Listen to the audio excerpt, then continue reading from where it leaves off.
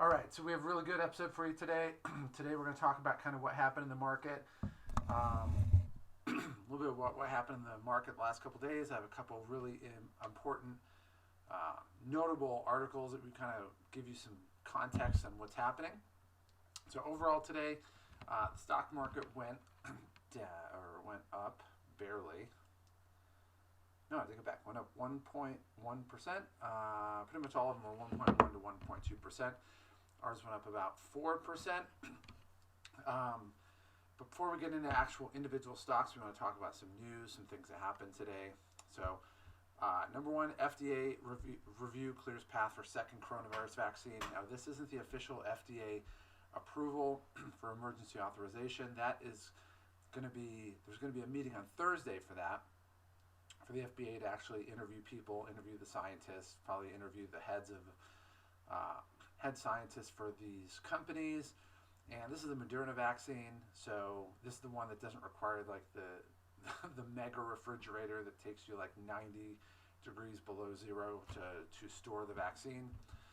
This is a review panel, basically the scientific experts that they dispatched to take a look at that in depth. They're going to hear from them on Thursday.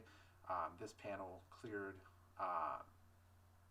the path for this one to be approved, and they actually confirmed the 94% effective rate, which is crazy because that's like an insanely high rate. So seeing as that's the case, we're looking at that to be approved on Thursday, or at least being reviewed on Thursday, maybe approved on Friday, maybe it happens Saturday or Monday. All right, number two, this was kind of interesting. I heard this on the radio the other day, and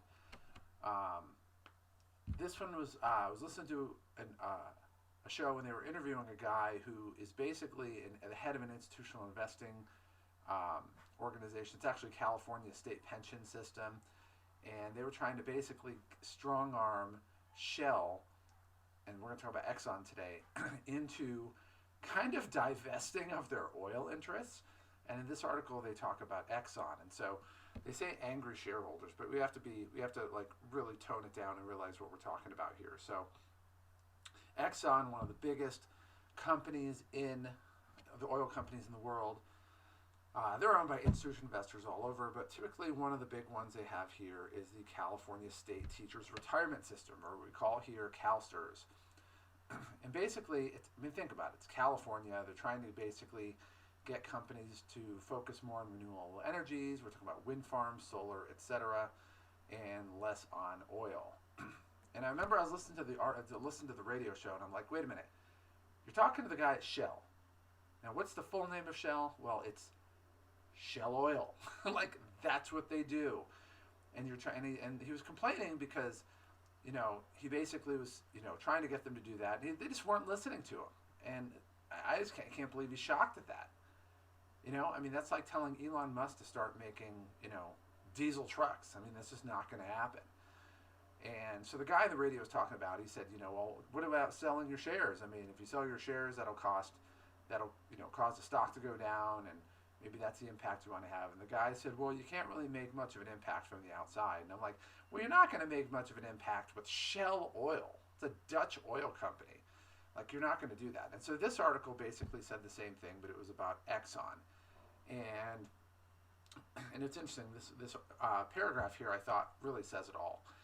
It says that effort, led by a new activist investor firm called Engine Number One, which I don't know who named that one, calls for Exxon to rein its massive spending ambitions, which means that's a code word for looking for new oil. Come on, oil companies never going to do that. Revamp executive pay, which, fair enough. There's always a conversation you can have about that. But you're talking about the executives trying to rein in their own pay. Come on, seriously? And explore a push into clean energy. Like, you're kidding me. Like, this is what they do. They're a fossil fuel company. That is what they do. It's like telling Facebook to open up a lemonade stand. They're not going to do it. It's not what their specialty is. And it says their number one support was the Church of England and California's teacher retirement system. It's like, what a motley crew of people. That's just nuts.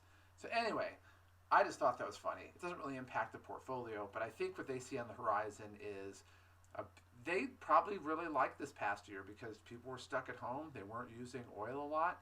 If you think about the Green New Deal, it's basically it's called March and April 2020, and they probably like that. And now all of a sudden you could see the vaccines on the horizon, multiple vaccines, economy's about to start picking up again, getting back to normal, and they're trying to take this opportunity to try to keep oil down. And they're not going to do that. So with that being said, we're going to hit on that in a little bit. We're going to follow up on this.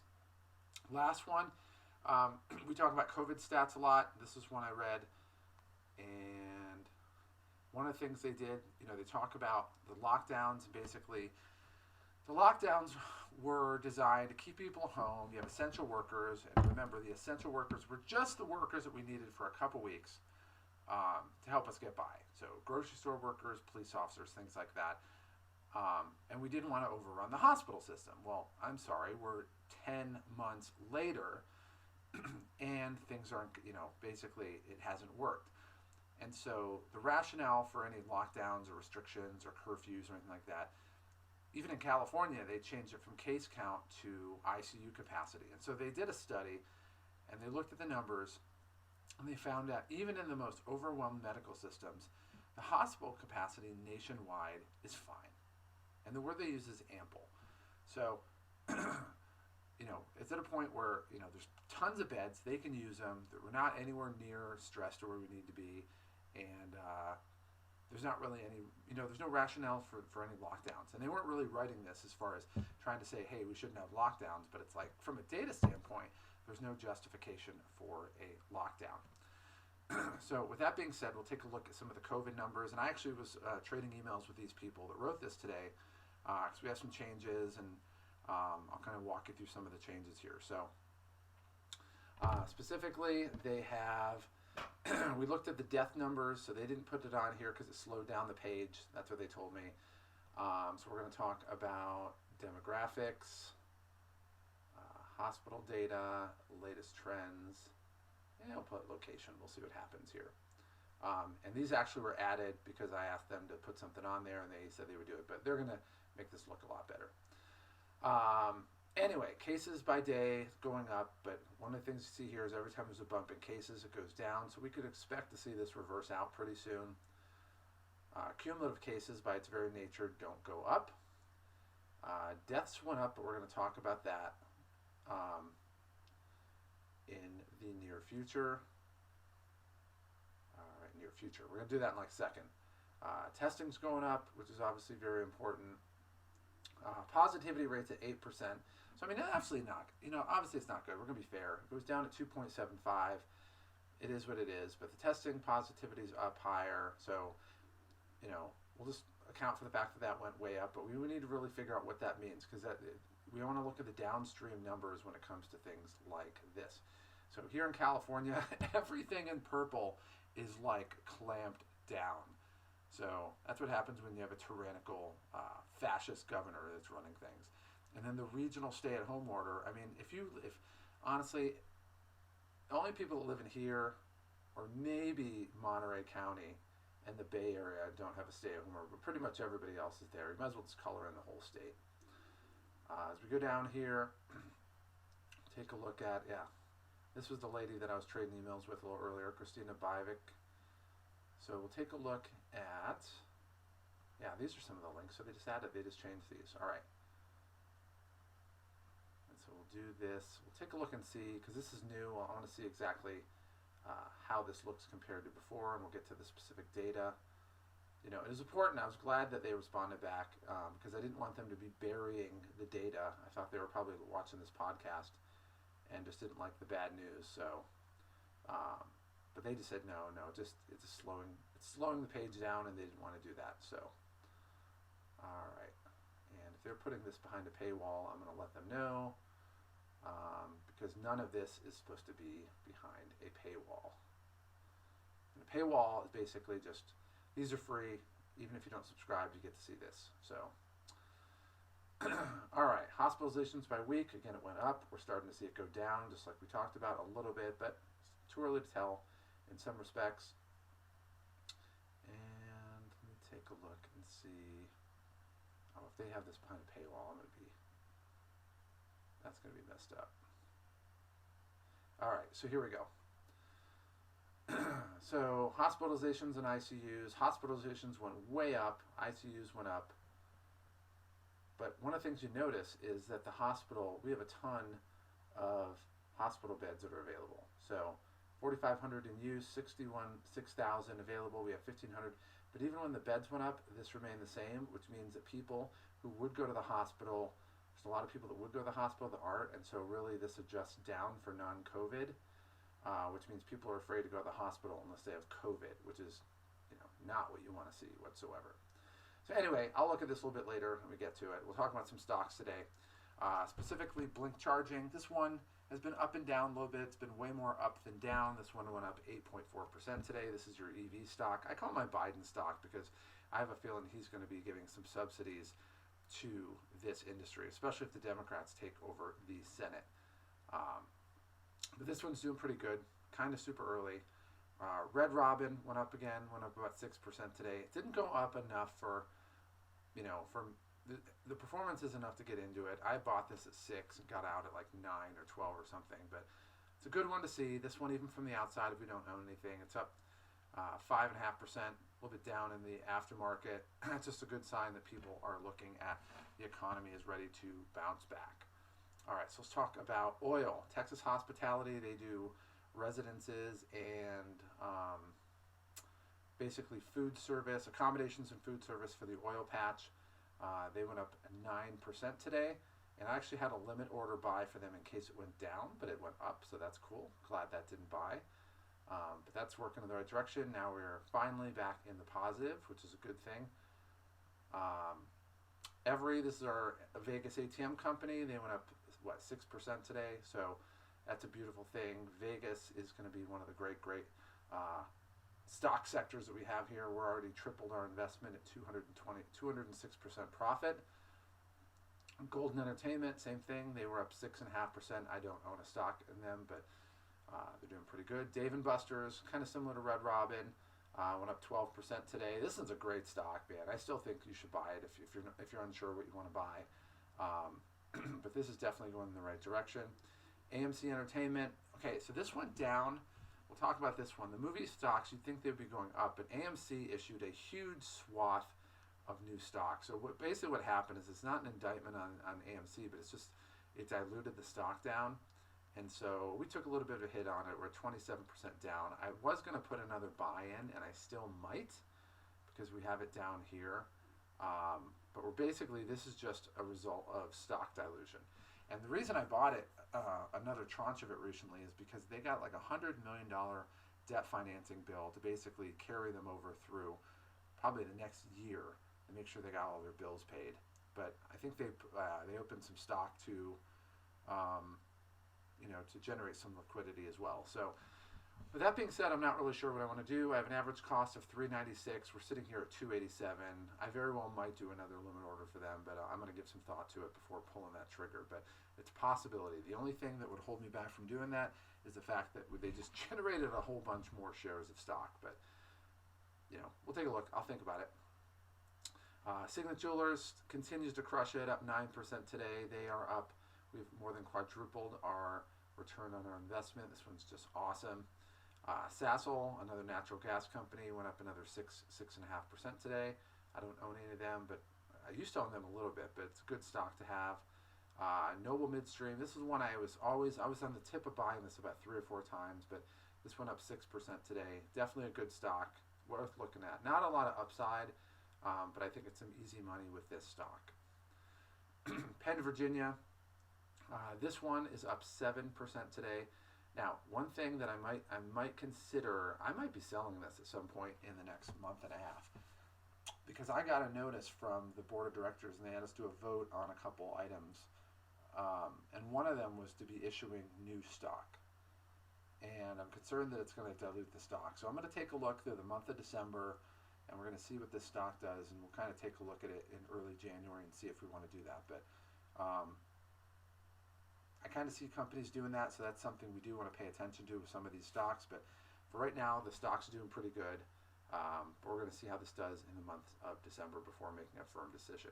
Helix Energy, again, another oil stock, and this is definitely in light of this article where they were talking about These people want to get Exxon and Shell to stop digging for oil and make solar panels. It's so stupid. They were up 5% today, and this one finally is, last couple days finally got over into the black. So we're moving in the right direction. Ellis Gaming, we're going to go with the last two here, are the annoy the crap out of Matt stock. So this one, I wanted to buy it right here, basically about 150, and then it jumped up right away. And last couple of days it settled down a little bit, got down to about 290, and then guess what happened today? It went up 28%. So this is the stock that just taunts me. I don't know what's going to happen. You've got to buy the stock. Hopefully one of you guys bought the stock and you'll say told you so. But this stock's going the right direction. It's annoying me because I could have bought it at 150. It's sitting at 4 right now. That would have been, 250% increase. That would have been awesome. And last one, Children's Place. This is totally annoying stock. This one has just consistently gone up. So it went up 7% today. But if we look for the last 3 months, for the most part, it was down here, but it's just been very consistent moving up in the right direction. So very nice stock to have. All right. So with that being said, take a look at our performance. So we are sitting here. We have a new clubhouse leader, Caesars Entertainment, just took over our #1 spot at 319% overall. We are sitting here at 86% gain off what we currently own, so ready to double what we initially bought this for. But based on our initial deposit from $33,000 and including and taking into consideration the margin we use, we're sitting here at 102% net, $70,000 gain. We're basically tripling our money at this point moving forward. So numbers in the red, we have 2 harbors right here, barely in the red. We'll see what we're going to do. I might sell that soon, might keep it. I'm not really sure. Nikola is up and down. I think this is more of a long-term play. I kind of want to see where this goes. Corsair, again, same one. Not really a typical COVID stock that I buy, but we're going to let this play a little bit. And then AMC, I'm going to try to figure out what I want to do. So maybe if it goes down, let's say 250 or below 250, I might get it again. But mainly it's just due to the dilution of the stock. But if we can get our cost basis down, we're kind of playing a game of tag with that, and so it doesn't necessarily impact us as much if we can get some cheap stock on the back end. So we'll figure that out. Things are going in the right direction. We are still pacing. Let's take a look here. We're still pacing about $315,000, and that's going to pay for law school and put a down payment on our beach house. So with that being said, take a look at tomorrow. And it still is a little bit early, but tomorrow is a little bit positive. I mean, 0.05% for the Dow means nothing. It might as well be down 0.05. We'll see later on kind of how things are trending. But with these vaccines coming out, you're going to start to see corporations and big companies and probably local and state governments start to make official policies for people who can show that they've been vaccinated. So hopefully it doesn't become draconian and they're like, you can't get on a plane without a vaccine card. Like, that's stupid. But maybe they'll relax certain things relax certain restrictions, which would make all the sense in the world, actually. Relax certain restrictions if you can show that you have been vaccinated. So, like you can eat in a restaurant and you don't have to wear a face mask, or you can get on a plane and not have to wear a face mask, or just act like a normal human being. So, with that being said, get started. Again, we have Moderna coming out in the next few days, so you need to get your stocks in early on. The best is yet to come. Some of the biggest gains we're ever going to see in our portfolio are still yet to come. So get started, and I'll see you then. To get more information on the sales cheat code, go ahead and click on the subscribe button below. Also, down below in the video description, down there, there's a link that takes you to our website that gives you additional content, some additional freebies that we have, and gives you information on some programs that we have that have been proven to help people to make sales easy so that you can make the kind of money you want, live the lifestyle that you've always wanted, and not have to struggle in the process. And what might be the coolest thing of all is you don't have to put much effort into it. It truly is a cheat code that most people don't know about. And it's a cheat code that can change your life today. So click on the link below and let me help you start to experience these results starting right now.